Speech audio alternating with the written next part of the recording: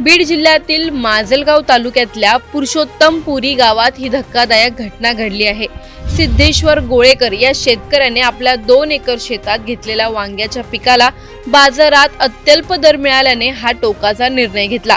सिद्धेश्वर गोळेकर यांनी डिसेंबर महिन्यात मोठ्या अपेक्षेने वांग्यांची लागवड केली होती।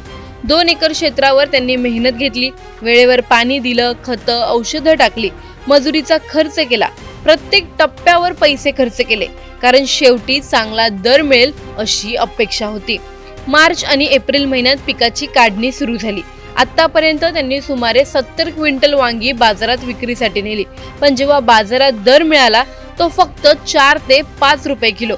हा दर इतका कमी होता की त्यातून वाहतूक खर्चही निघत नव्हता, उत्पादन खर्च तर दूरच राहिला। आर्थिक तोटा सहन करत करत शेवटी शेतकऱ्याचा संयम तुटला आणि त्याच संतापातून सिद्धेश्वर यांनी उर्वरित तब्बल 500 क्रेट वांगी बाजारात न नेता थेट आपल्या शेताच्या बांधावर फेकून दिली।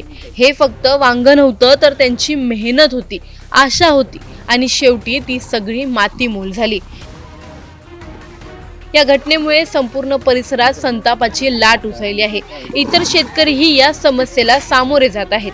भाजीपाला पिकांना योग्य भाव मिळत नसल्याने अनेक शेतकरी तोट्यात शेती करत आहेत। शेतकरी वर्गातून आता ठाम मागणी होत आहे, भाजीपाला पिकांना हमी भाव मिळावा, दलालांची साखळी तोडली जावी आणि शेतकऱ्यांना थेट बाजारपेठ उपलब्ध करून द्यावी।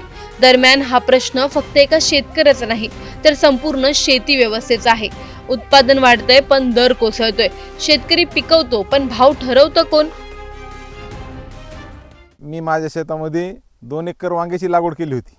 नोव्हेंबरमध्ये वांग्याची लागवड केली होती, तर नोव्हेंबर, डिसेंबर, जानेवारी, आता फेब्रुवारी, मार्च, तर वांगा आत्तापर्यंत मी 70 क्विंटल वांगं पिकवलं। 70 क्विंटल वांग्यातून मला 70 रुपयेसुद्धा घरी आलेले नाही। सगळे एक तर घरून मी तोडा करण्यासाठी 50-50 हजार रुपये माझ्या घरून खर्च झाला।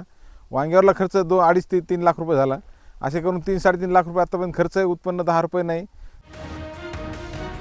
शेतकऱ्याच्या कष्टाची किंमत इतकी कमी का? हमी भावाची हमी नेमकी कुठे हरवली आहे?